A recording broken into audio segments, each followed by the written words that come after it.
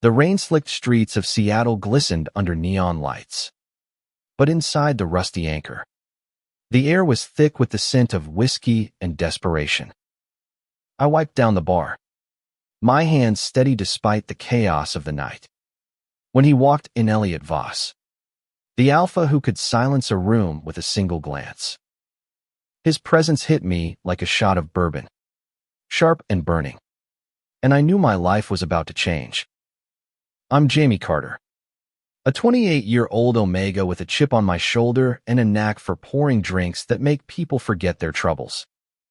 In a world where Omegas are expected to be soft, sweet, and submissive, and decoded stereotypes for alphas like Elliot, I am the opposite.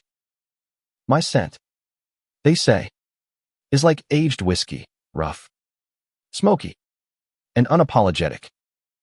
I've spent years building walls around my heart, serving drinks in this rundown bar on the edge of the city, where the outcasts and dreamers come to drown their sorrows. But Elliot, he's no dreamer. He's a predator in a tailored suit, a tech mogul whose empire dominates Seattle's skyline, and an alpha whose reputation for chasing sweet Omegas precedes him. That night, the bar was alive with its usual crowd, dockworkers, artists, and the occasional lost soul. I was mid-pour when the door swung open, and Elliot strode in, his dark eyes scanning the room like he owned it. He didn't belong here, too polished, too powerful, but he moved with a purpose that made my pulse race. He slid onto a bar stool, his gaze locking onto me as if I were the only person in the room. Whiskey. Neat, he said, his voice low and smooth, like velvet over steel. I raised an eyebrow, pouring the drink with a practiced flick of my wrist. You sure you're in the right place? Suit. This ain't your penthouse bar. His lips twitched, a ghost of a smile. I'm exactly where I want to be. That was the start of its spark that ignited something I couldn't control. Over the next hour, he stayed, sipping his drink and watching me with an intensity that made my skin prickle. I was used to alphas trying to charm me, their pheromones heavy with expectation. But Elliot was different. He didn't flirt or throw around his wealth. He just watched, like he was unraveling me, piece by piece. As the night wore on, the bar emptied, leaving just the two of us and the hum of the jukebox playing an old Tom Waits song. I leaned against the counter, wiping a glass, trying to ignore the way his scent cedar and spice mingled with mine. Why are you here? I asked, breaking the silence. Plenty of bars in Seattle with sweeter Omegas and fancier drinks. He leaned forward, his eyes glinting. I don't want sweet. I want real. My heart stuttered, but I scoffed, hiding the way his words hit me. Real's overrated. It's messy. Complicated. Exactly, he said, his voice dropping lower. And I'm very good at complicated. I should have walked away then. Should have told him to take his money and his charm and leave me to my quiet, whiskey-soaked life. But something in his gaze, something raw and unguarded, kept me rooted to the spot. The next night, he was back. And the night after that. Each time, he'd sit at the bar, order his whiskey, and talk. Not about his tech empire or his wealth, but about the city, music, the way the rain made everything feel alive. He asked about Mimi scars, my dreams, the reason I stayed in a place like the Rusty Anchor. I dodged his questions, but he was relentless, peeling back my defenses with every conversation. One night, as I locked up the bar, he lingered outside, leaning against his sleek black car. The rain had stopped, and the air was cool, carrying the scent of the waterfront. You don't trust me, he said. Not a question, but a fact. I shoved my hands in my pockets, meeting his gaze. I don't trust anyone who looks like they've never had to fight for anything. He stepped closer, close enough that I could feel the heat of him. You think I haven't fought? You have no idea what I've lost to get here. His words hung between us, heavy with a truth I wasn't ready to unpack. I turned to walk away, but his hand caught my wrist, not hard, but firm enough to stop me. Jamie, he said, my name sounding like a prayer on his lips. I'm not here to play games. I see you, and I'm not going anywhere. That was the moment I knew I was in trouble. Because Elliot Voss wasn't just an alpha looking for a fling. He was a storm, and I was about to get swept away. Over the next few weeks, Elliot became a fixture at the bar. He'd show up after hours, when the world was quiet, and we'd talk until dawn. I told him things I'd never told anyone about growing up as an Omega in a world that wanted to cage me. About the father who left, the mother who drank, the dreams I buried long ago. He listened, really listened, and shared pieces of himself in return. The pressure of being Seattle's golden boy, the family he'd cut ties with, the loneliness that came with power. But the closer we got, the more I felt the weight of our differences. He was an alpha, born to lead, to dominate. I was an Omega, expected to bend, to break. Society had rules unspoken, but ironclad, and we were breaking every one of them. I saw the way people looked at us when he lingered too long at the bar. The whispers about the alpha who could have anyone but chose the bartender with a sharp tongue and a whiskey scent. One night, everything changed. It was late, the bar empty, and Elliot was helping me stack chairs. His sleeve brushed against my arm, and the air crackled with something electric. Before I could think, he was kissing me, fierce and hungry, like he'd been starving for it. I kissed him back, my hands tangling in his hair, the taste of whiskey and wine on my tongue. When we pulled apart, breathless, he rested his forehead against mine. I've wanted to do that since the first night I saw you, he whispered. I laughed, shaky. You're trouble, Voss. And you're worth it, Carter. But even as my heart raced, doubt crept in. This wasn't a fairy tale. Alphas like Elliot didn't end up with Omegas like me. And the world outside the rusty anchor was waiting to remind us of that. The kiss lingered in my mind like the burn of a good whiskey, sharp and impossible to ignore. But the high of that night didn't last. Seattle's streets were cruel, and the world beyond the rusty anchor had no patience for an Omega like me daring to reach for someone like Elliot Voss. The next evening, I was behind the bar, pouring drinks and dodging the usual chaos, when a stranger walked in. He was tall, with a face like a blade, sharp and cold. His scent was alpha, aggressive, and it clashed with the bar's smoky warmth. He didn't order a drink, just leaned against the counter, watching me with eyes that felt like knives. You're Jamie Carter, he said. Not a question. I kept wiping down the bar, my guard up. Who's asking? Name's Marcus. I work for the Voss family.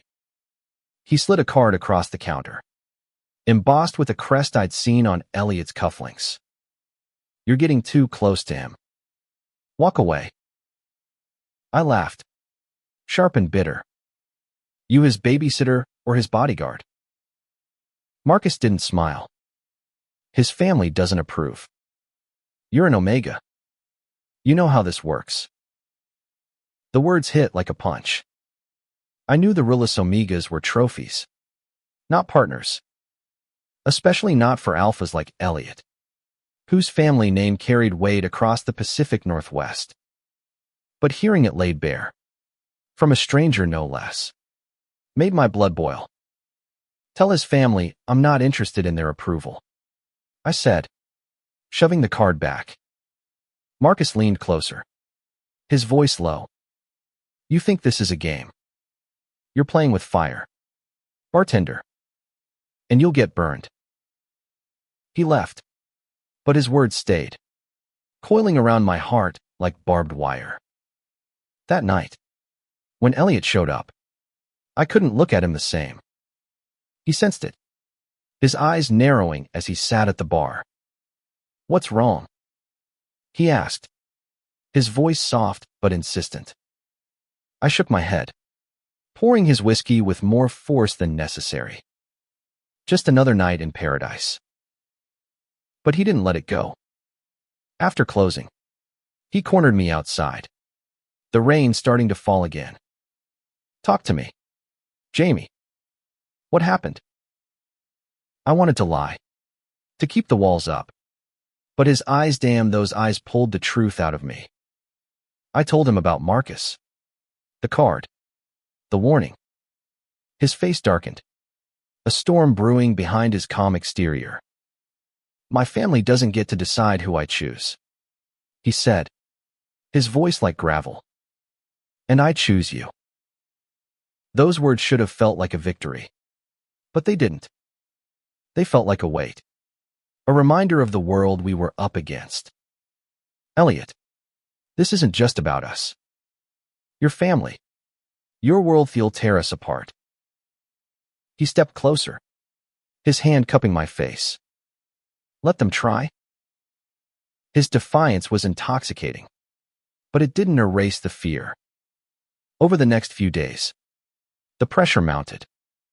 I started noticing things, strangers lingering outside the bar. My name whispered in conversations I wasn't meant to hear. One night, a regular, a grizzled beta named Hank, pulled me aside. Kid, you're stirring up trouble, he said, his voice low. People are talking about you and that alpha. Be careful. I brushed it off, but the unease grew. Then came the letter. It was slipped under the bar's door. No return address. Just my name scrawled in sharp black ink. Inside was a single sentence. Leave him, or you'll regret it. I didn't tell Elliot. I couldn't. He was already fighting battles I couldn't see: boardroom politics, family expectations, the weight of a name that owned half the city. But the letter burned a hole in my pocket, a constant reminder that our stolen moments came at a cost. One night, after a particularly rough shift, Elliot showed up with a different energy. He was tense, his jaw tight, his scent sharper than usual. I'm taking you somewhere, he said, tossing me his car keys. No arguments. We drove out of the city, the skyline fading into the distance. He took me to a cabin by Lake Washington, a place he said he went to escape. It was simple, wooden, surrounded by pines that whispered in the wind. Inside, a fire crackled, and for the first time in weeks, I felt like I could breathe. We sat on the floor, sharing a bottle of whiskey, the world outside forgotten.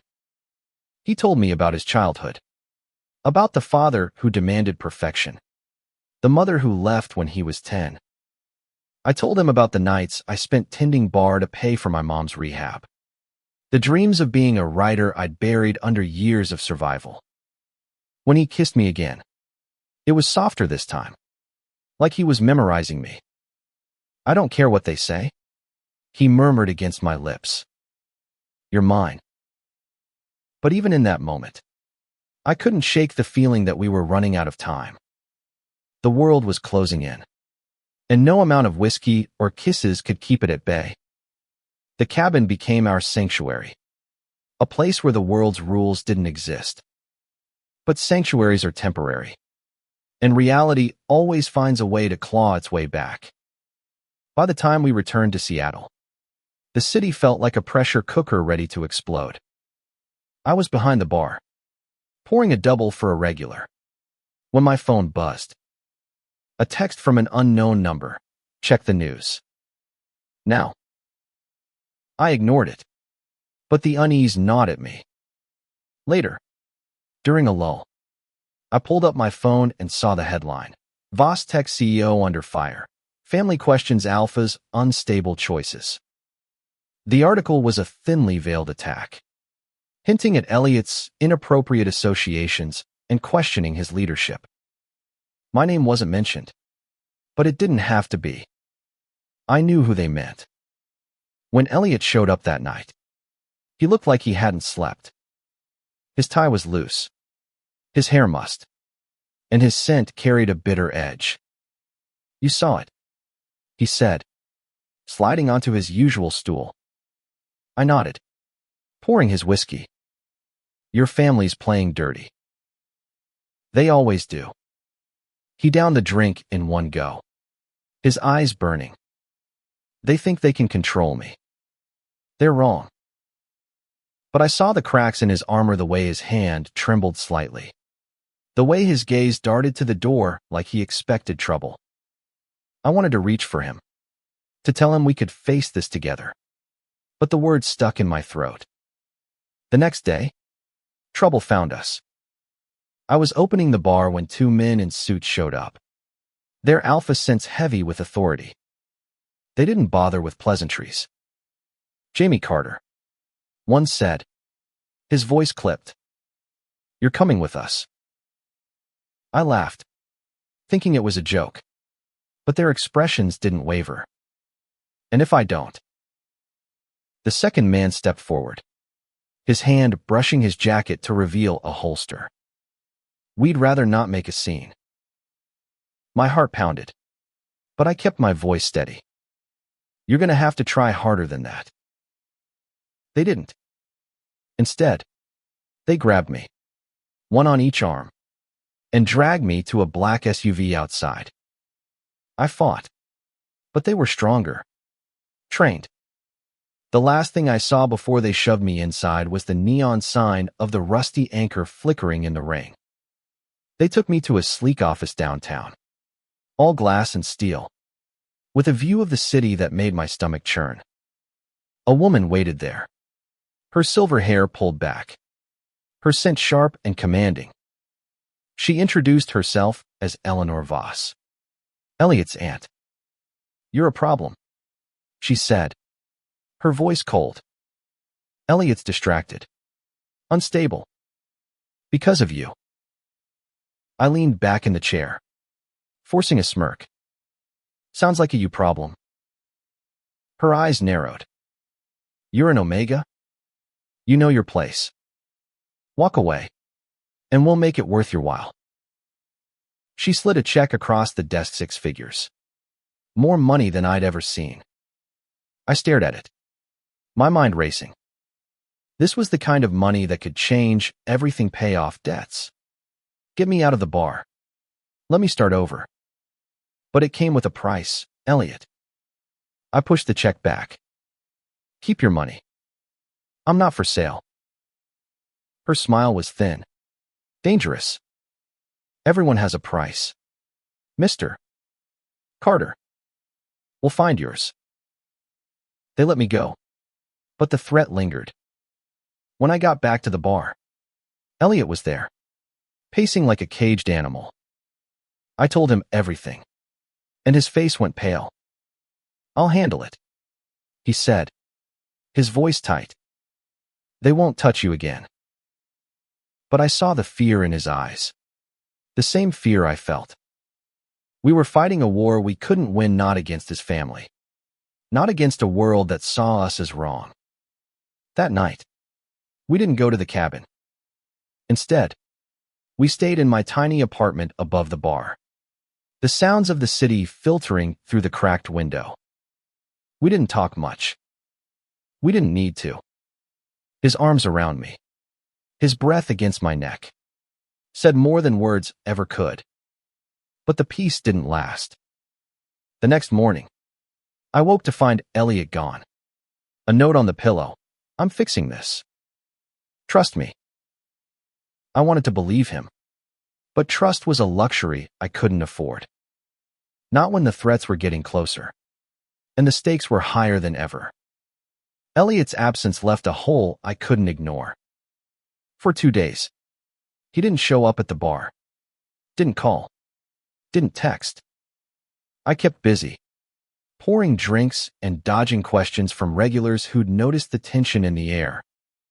But every time the door opened, my heart leapt, hoping it was him. It never was. On the 3rd day, I got a call from a number I didn't recognize. A woman's voice, soft but urgent. "Jamie, it's Lila, Elliot's sister. You need to come to the hospital. Now." My stomach dropped.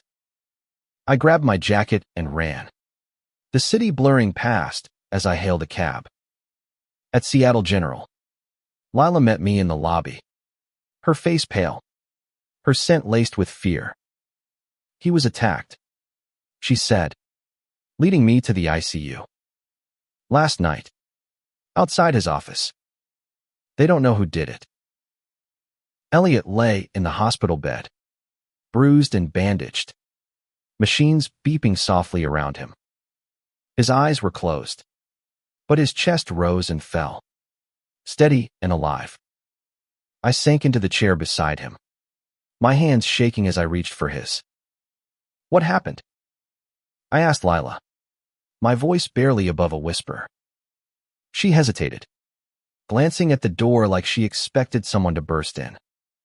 "He's been fighting with the board. With our family. They want him out, say he's too reckless. I think they did this."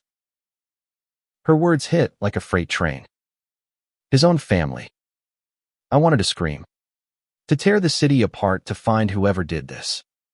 But all I could do was hold his hand, willing him to wake up.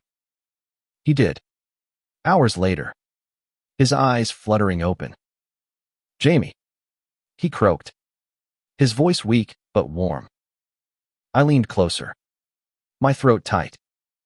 "You scared the hell out of me, boss." He managed a faint smile. "Takes more than a beating to keep me down." But the humor didn't reach his eyes. He knew what this meant, same as I did. This wasn't just a warning, it was a declaration of war. Lila filled in the gaps. Elliot had been pushing back against his family's control, refusing to step down as CEO. The attack was no random mugging. It was a message, and I was part of it. "You need to stay away from him," Lila said, her voice breaking. "For his sake. For yours." I wanted to argue, to tell her I'd fight for him. But the sight of Elliot in that hospital bed stopped me. Love wasn't supposed to hurt like this.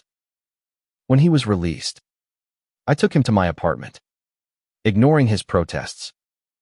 He was stubborn, but so was I. For days, we lived in a fragile bubble, tending to his wounds and pretending the world wasn't waiting to tear us apart. One night, as we lay in bed, he traced the scars on my knuckles, remnants of fights I'd rather forget. "I'm not worth this," he said quietly. "You deserve better." I pulled him closer, my voice fierce. "Don't you dare tell me what I deserve. I choose you, Elliot. Every damn day." But even as I said it, I knew the cost was rising. The threats didn't stop. Another letter arrived, this one with a photo of us at the cabin, taken from a distance. The message was clear, they were watching. I started carrying a knife, a habit from my rougher days. Elliot noticed, but didn't comment. Instead, he doubled down, digging into his family's secrets, determined to find proof of their involvement in the attack. He was relentless, but it was tearing him apart. One evening, he showed up at the bar with a file, his face grim. "I found something," he said, spreading papers across the counter. Bank records, emails, proof of payoffs to men like Marcus. His family wasn't just controlling, they were corrupt. We can use this, he said, his voice steady. Expose them. End this. But I saw the risk in his eyes. The same risk I felt every time I looked at him. This wasn't just about us anymore. It was about power, money, and a family that would stop at nothing to keep their secrets buried. The file changed everything. Elliot's evidence was a ticking bomb, and we both knew it. Exposing his family meant dismantling an empire, but it also meant painting a target on our backs. We holed up in my apartment, poring over the documents. Bank transfers to offshore accounts. Coded emails about removing obstacles. Names of people I didn't know, but who clearly knew me. Elliot's hands shook as he pointed out a memo signed by his aunt, Eleanor, authorizing discreet measures to protect the family's interests. This is enough to take them down, he said, his voice low but fierce. But we have to be smart about it. I nodded, but my mind was elsewhere. Every creak of the floorboards, every shadow outside the window, felt like a threat. I wasn't scared for myself. I'd survived worse, but the thought of losing Elliot made my chest ache. We decided to go to the press. Lila knew a journalist, a beta named Sarah who'd been sniffing around Vostek for years. She was hungry for a scoop and had no love for Elliot's family. We set up a meeting at a diner on the outskirts of the city, a place where no one would look twice at a bartender and an alpha in a hoodie. Sarah was sharp, her questions cutting through the noise. "You're sure about this?" she asked, glancing at the file. "Once this goes public, there's no going back." Elliot's jaw tightened. "I'm sure." I stayed quiet, my hand resting on his under the table. I wanted to believe this would fix things, but I'd learned long ago that hope was a dangerous thing. The story broke 2 days later. A front-page expose in the Seattle Times. The headline screamed corruption, and the article laid out everything: the payoffs, the threats, the attack on Elliot. My name was kept out of it, but the city knew. Whispers followed me at the bar. Eyes lingered too long. Elliot's family didn't stay quiet. They fired back with a press conference, calling the article slander, painting Elliot as a troubled alpha spiraling out of control. Eleanor stood at the podium, her face a mask of concern, but her words were venom. "My nephew is unwell," she said, her voice dripping with false sympathy.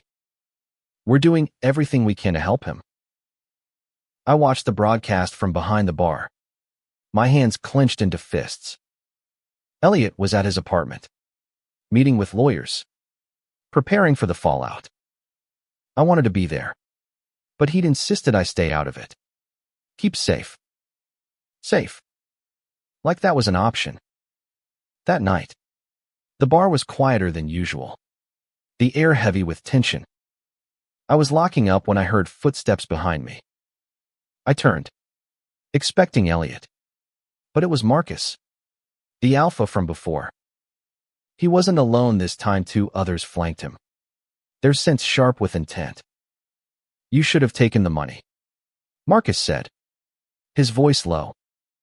I gripped the knife in my pocket, my heart racing. "You should have stayed away."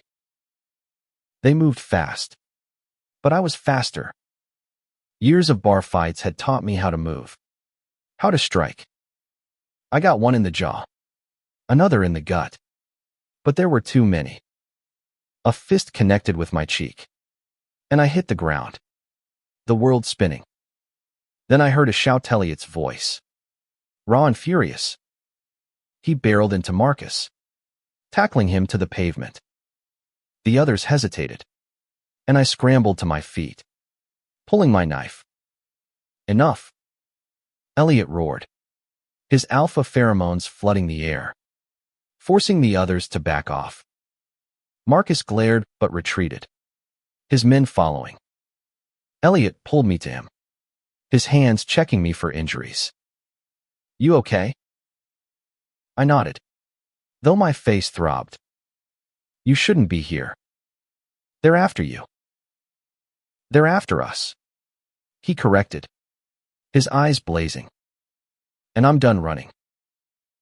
We went to the cabin that night, the only place that felt safe. As we sat by the fire, Elliot's hand in mine, I realized something. This wasn't just about love. It was about fighting for the right to exist, to be seen, to be enough. The cabin couldn't shield us forever. The expose had shaken the city, but Elliot's family was too powerful to go down easily. They countersued, claiming defamation, and the legal battle turned Seattle into a circus. Reporters camped outside the Rusty Anchor, digging for dirt on the whiskey-scented Omega who'd caught the Alpha's eye. I kept my head down, pouring drinks and ignoring the cameras. But inside, I was unraveling.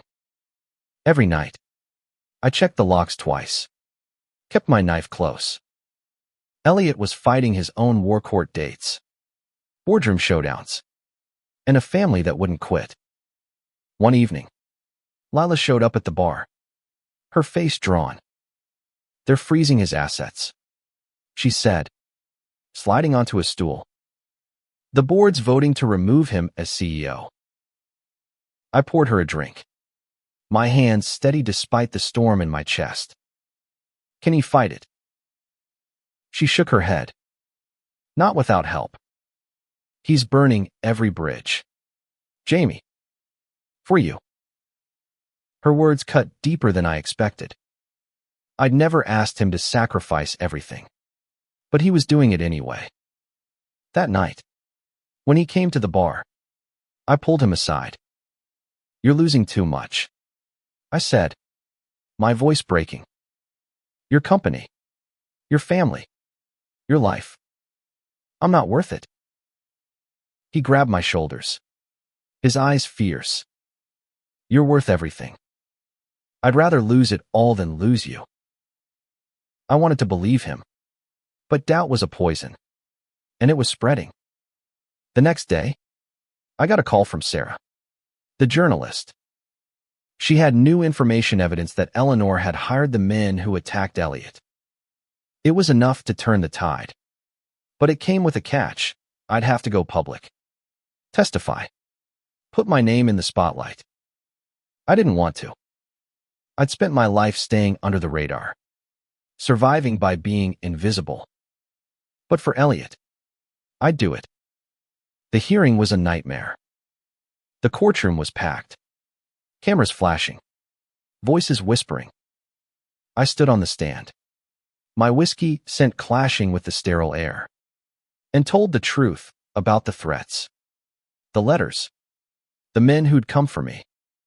Elliot sat in the front row, his eyes locked on mine, giving me strength. When it was over, the judge ordered an investigation into Eleanor and her allies. The media went wild, and for the first time, it felt like we might win. But victory came at a cost. The bar was vandalized that night, windows smashed, bottles broken, the words Omega Trash spray painted across the wall. I stood in the wreckage, my heart sinking. Elliot found me there, his face pale. This is my fault, he said, his voice raw. No, I said, grabbing his hand. This is their fault. And we're not done fighting. We cleaned up together, sweeping glass and scrubbing paint, our silence heavy with determination. But the attack wasn't the end. The next morning, I got a call from my landlord. The bar's lease was being terminated, pressure from influential parties. I sat on the floor, surrounded by broken bottles, and laughed, bitter and broken. They're taking everything, I said when Elliot arrived. He knelt beside me, his hand on my cheek. Not everything. They can't take us. But I wasn't so sure. The world was closing in, and I didn't know how much fight we had left. Losing the bar was like losing a piece of myself. The rusty anchor wasn't just a job, it was my refuge. My proof that I could survive on my own terms. Now, with the lease gone and the walls defaced, it felt like the world was telling me I didn't belong. Elliot refused to let me give up. "We'll rebuild," he said, his voice fierce. "Somewhere new. Somewhere better. Together." I wanted to believe him. But the weight of everything is family. The media. The threats was crushing me. We moved to a safe house Lila arranged. A small apartment on the edge of the city. It was temporary, but it felt like hiding. The investigation into Eleanor gained traction. Arrests were made Marcus and his men. Low-level players who flipped on her for lighter sentences. The evidence was damning. But Eleanor was slippery. Her lawyers spinning stories to keep her out of cuffs. Elliot was relentless, working with Sarah and the lawyers to build an airtight case. But the more he fought, the more distant he became. Late nights. Hushed phone calls. A tension in his scent I couldn't ignore. One night, I confronted him. "You're shutting me out," I said, my voice sharp. "What's going on?"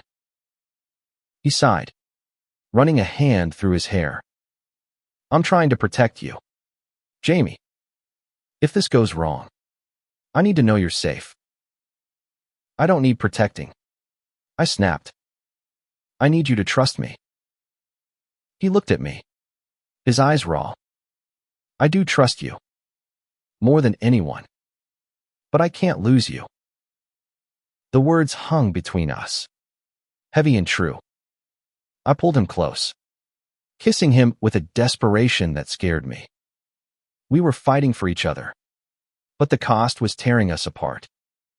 The next blow came fast. Elliot's board voted him out as CEO, citing instability. His family spun it as a victory. But I saw what it did to him. He'd built Vostech from nothing, and now it was slipping through his fingers. "We can start over," I said, trying to sound strong. "You don't need them." He smiled, but it didn't reach his eyes. "It's not about the company. It's about what they're doing to you. To us." He was right. The harassment didn't stop phone calls. Letters. Shadows outside the safe house. I stopped sleeping, my knife always within reach. Elliot noticed, but he didn't push. Instead, he held me tighter, like he could shield me from the world. Then Sarah called with a breakthrough, a whistleblower from Vostech. Someone high up, willing to testify about Eleanor's crimes. It was the final piece we needed, but it came with a price. The whistleblower wanted to meet in person, alone, at a warehouse by the docks. "It's a trap," I said, my gut screaming. Elliot nodded. "Maybe. But it's our only shot." We went together, against his protests. The warehouse was dark, the air thick with salt and rust. The whistleblower never showed. Instead, we were ambushed 4 men, armed, their scents heavy with alpha aggression. Elliot fought like a man possessed, but I wasn't helpless. I took down one with my knife, another with a pipe I grabbed from the ground. But there were too many, and one caught me from behind, a blade at my throat. "Let him go," Elliot roared, his voice shaking the air. The man laughed, but his grip faltered when Elliot charged. In the chaos, I broke free, and we ran, the sound of footsteps fading behind us. We didn't stop until we reached the safe house, breathless and bruised.